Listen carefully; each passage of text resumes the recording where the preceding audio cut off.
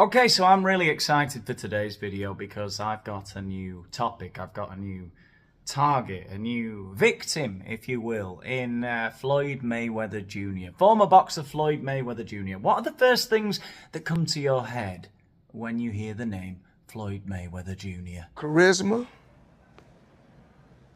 Articulate. There's no denying Floyd does have charisma and he does articulate. Articulate. Eventually. Flashiness. Okay, so let's get into it, I guess. Get ready for a very charismatic, articulate, flashy ride. There's going to be a lot of flashiness. This is going to be an epileptic's nightmare or an exhibitionist's wet dream. Either way, let's get into it.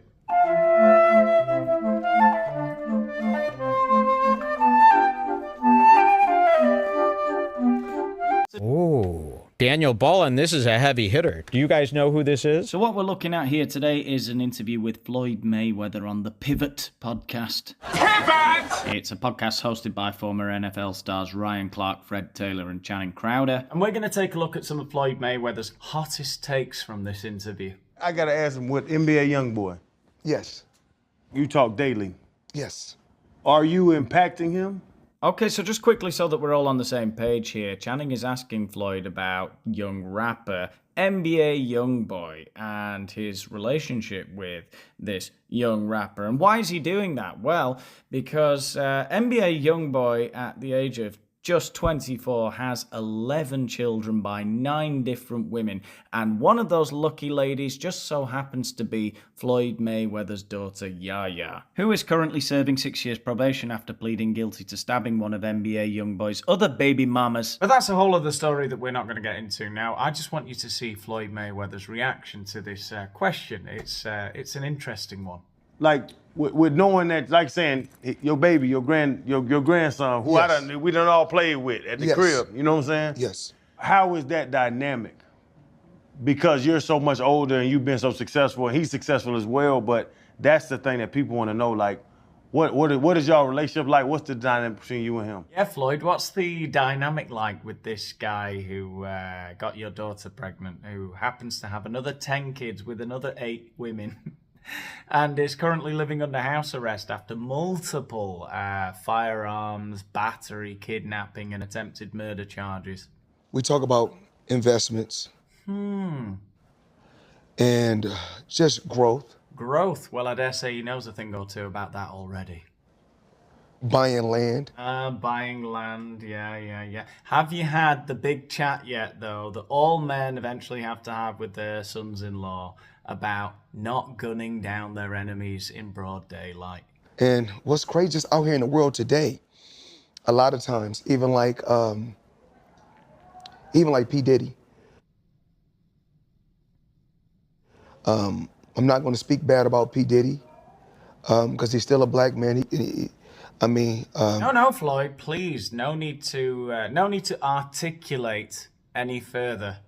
P Diddy may or may not have rated a number of women. We don't know. It's neither here nor there. At the end of the day, he is still a black man. Mistakes happen. Whoops. No one died. And I can't say if it is or it's not a mistake, but things happen in life. And P Diddy business is P Diddy business. NBA YoungBoy tried to shoot his rivals to death in the middle of the street. He's been caught on video battering women, trying to kidnap people. He's got multiple charges for multiple offences from the ages of about 16 onwards over the last 10 years. P Diddy may or may not have imprisoned and trafficked and done all sorts of horrible, weird sex stuff to people over the years, over about 30 years. Look, shit happens, all right? It's not my job or anyone else's job to go on the internet and stump him and kick a man while he's down. Actually, that is my job. However, let's get serious for a second, guys. There is no way on earth this sweet angel ever did anything to anyone. Look at those deep, soulful, trustworthy eyes. The mouth always slightly ajar. Nope, P Diddy's innocent, guys. Don't ask me how, but I just know that butter wouldn't melt in that always slightly opened mouth. He's one of the good ones, what can I say? Sure, he's a bit of a ladies' man, but I mean, wouldn't you want your daughter to... Is that a fucking toothpick? Well, I guess we do all make mistakes. Yeah, P Diddy's guilty. He repaid them all. My take on it is, it's not my business. I don't think it's right at all, and I don't condone it. Man, this motherfucker crazy. Even if that happened to my daughter, I would be hurt. Full stop, right? Period. There's no but coming, surely. But Of course. that's a choice that my daughter made. Now that's some great parenting right there. Yes, we're angry with the trafficker, but really, whose fault is it? It's your daughter's fault for choosing to get traffic like that. It reminds me of Mufasa in The Lion King. You know, when he finds Simba in the elephant graveyard, and yes, he's angry with the hyenas, with Shenzi and Ed and the other one. He's angry with them. He deals with them. But the person he really has to have a heart-to-heart with is Simba. Now, I'm sure if Floyd were Mufasa, he'd go one step further and he'd go after that absolute hoe, Nala, who was the only reason Simba actually went to the elephant graveyard in the first place, to impress that thought. But anyway, the point stands. Anyway, that's enough Lion King silliness, feline fun. The point is, their conversation got completely sidetracked because for some reason, when they asked Floyd about his, should we call him his son-in-law, NBA YoungBoy, whatever his name is, they asked him about him, and for some reason, Floyd thought that was the perfect segue into talking about P Diddy. And they all got sidetracked by that and started talking about P Diddy. And then that segment ends very abruptly when they clearly edit out whatever Floyd Mayweather continued saying about P Diddy, because he seems to think that the women are to blame, I guess. Whatever. The point is, they now ask Floyd about his day-to-day life, and and it gets even weirder. What's the day-to-day, like off camera, behind the scene? What do you do on a day-to-day? Like, just as a normal human being, bro. My normal may not be someone else's normal. Right. So, civilian. Today, I took my loved one shopping. Oh, slow down a second, jet setter. We can't identify with this. You're speaking to the common man here. You went shopping with loved ones? Well, the only weird thing about that to me is that he said, I took my loved one shopping. That's how someone would write about you. What kind of dissociative disorder do you have where you say, I took my loved one shopping? My loved ones? Who are they loved by? Me. So he went shopping with his family, totally normal, right? But what else did he do today? Well, he's setting up some kind of place, but he can't really say what it is. You'll see what I mean. What else did I do? I'm just speaking with my team because I got a new, I don't really want to call it a bar, a sports bar. I don't want to call it a club. I don't want to call it a restaurant. I don't want to call it a hookah lounge.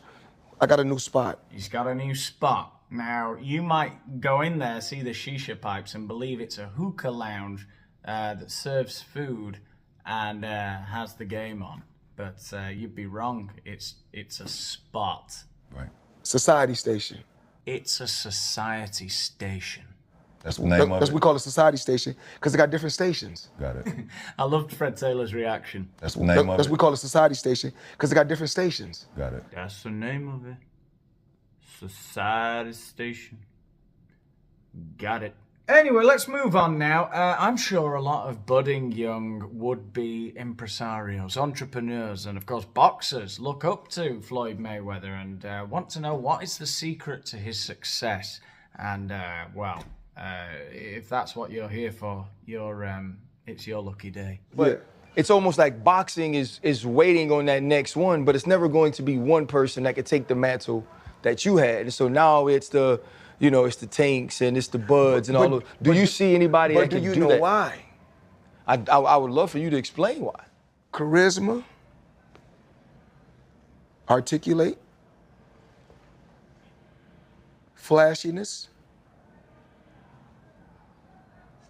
You have to know when to turn it on and when to turn it off. Wow, this is absolute gold. So know when to turn it on and when to turn it off. The charisma, the flashiness, the articulate. You need to know when to turn it on and off. I wonder if George Floyd, I'm sorry, if Floyd Mayweather has got a masterclass on, you know, that app, Masterclass, or whatever it is that I've seen. I've seen all these ads on Instagram and Facebook for Masterclass. I hope Floyd Mayweather has got one, so that I will know what time precisely to turn on and off my charisma, articulate, and flashiness. And to think all those hours I wasted listening to Jordan Peterson tidy your room, the serotonin and the lobsters. Yeah, shut up, Jordan. Fuck off back to your Bible lectures.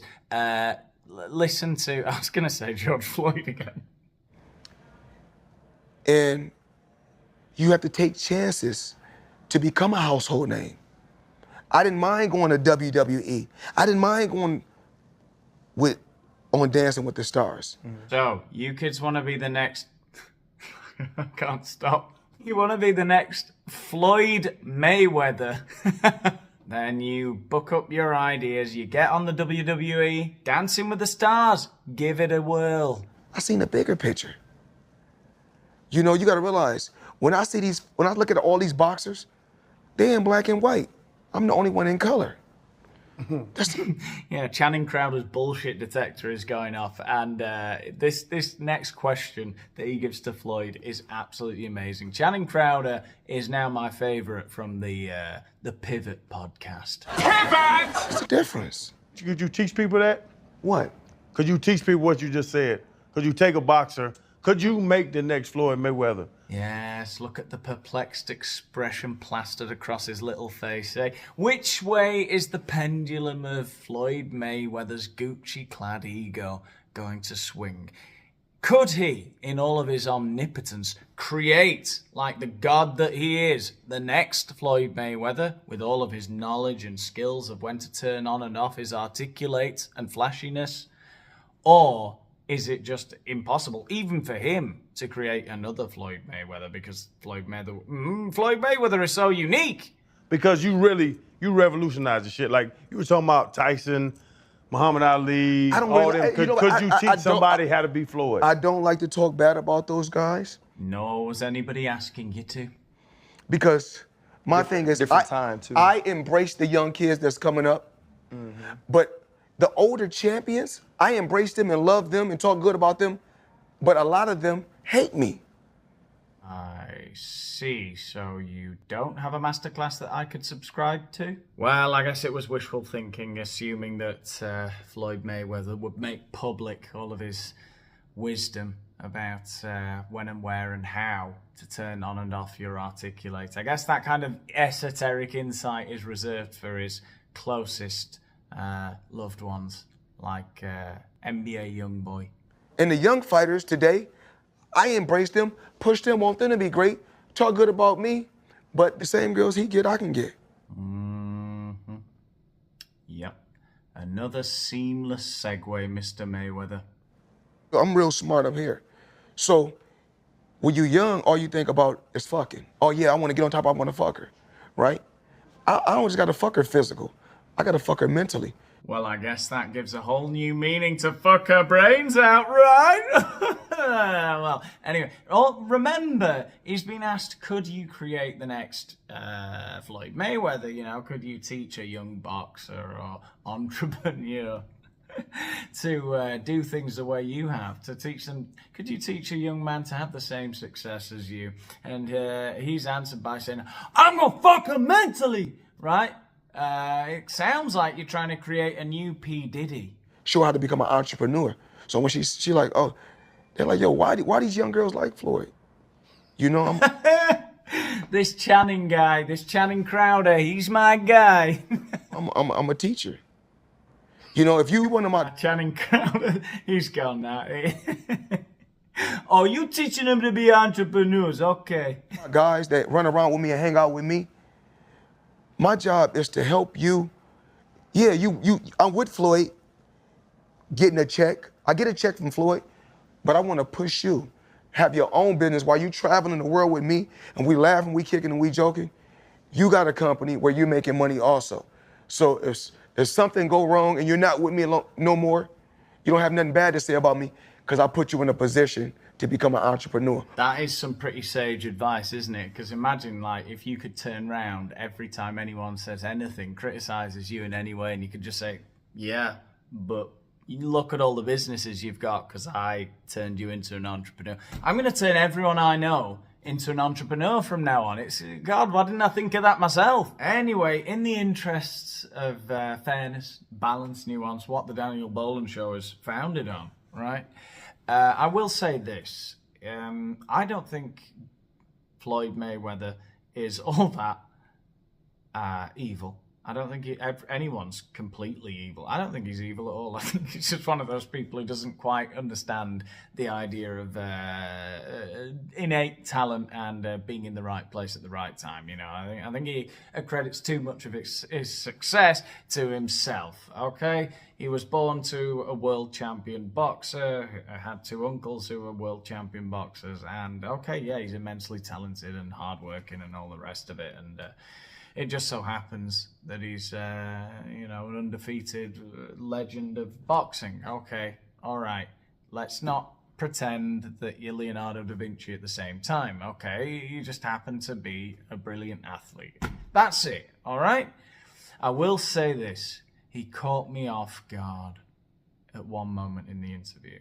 I didn't expect to see any real emotion from him. But they brought up the recent death, I think she died last year, was it, of his assistant, and his reaction really surprised me. I didn't expect this from him. You mentioned loss, and you say real men cry when you were talking about the Olympics. One of the things that was beautiful about being at your house was listening to you talk about Kichi. Yes. We had Gayle King on the show who also knew her, and she spoke very highly of her.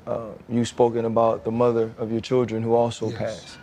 For you, who does have so many people depending on them, has also had a ton of success as well.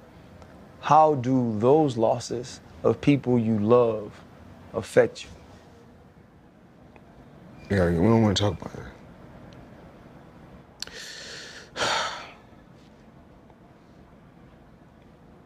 We're gonna get through this.